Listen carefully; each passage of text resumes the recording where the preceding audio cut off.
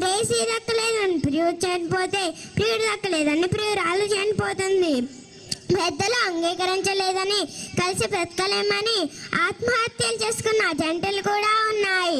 ఒక Laila Majnu, Romeo Juliet, Devadasu Parvati ఇలా ప్రేమ కోసం చనిపోయిన వారి గుర్తుగా ఫిబ్రవరి 14న ప్రేమికుల రోజు జరుపుకోవడం మనం చూస్తాం. ఇక ఆ రోజున ప్రేమ గురించి ఏ ప్రేమికుడిని కదిలించిన ప్రేమలో పిహెచ్డి చేసిన వాడిలాగా చెప్తాడు. ప్రేమంటే తినైన కావ్యమని, మధురమైన భావమని, ఒకడంటే ఇంకొకడు ఫ్లవర్ లేనిదే లవర్ లేదు, వాటర్ లేనిదే క్వార్టర్ లేదు, ప్రేమ లేనిదే జీవితం లేదు బ్రదర్ అంటాడు. మరొకరిని ప్రేమ గురించి అడిగితే ఉన్నాడు ఐఫోన్ కొనిస్తాడు, లేనాడు ఐస్ క్రీమ్ తినిపిస్తాడు, కాసులున్నాడు కార్లో తిప్పుతాడు, పైసలు లేనాడు పానీపూరి తినిపిస్తాడు.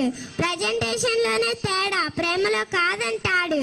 ఇలా ప్రేమ గురించి చెప్తున్నప్పుడు ఎంత గొప్ప ప్రేమికుడు అని ఆశ్చర్యపోతాం.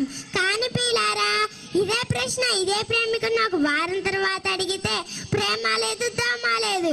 మీకు ఒక విషయం చెప్పనా? పొగ తాగుట, మద్యం సేవించుట, అమ్మాయిని నమ్ముట ఆరోగ్యానికి హానికరం అంటాడు. తన తండ్రి అయిన దేవుణ్ణి వదిలిపెట్టి ఈ లోక సంబంధమైన ప్రేమలో మునుగుతున్నాడు. మరి ప్రియుడు ప్రియాన్ మధ్య ఉన్న ప్రేమ ప్రేమ కాదా? కాదండి, అది వ్యామోహం, ఆకర్షణ. మరి నిజమైన ప్రేమ ఏది? పిల్లల కొరకు తన ప్రాణం పెట్టిన వాడే నిజమైన ప్రేమికుడు. అలా ప్రజల కొరకు ప్రాణం పెట్టింది యేసుక్రీస్తు మాత్రమేనండి.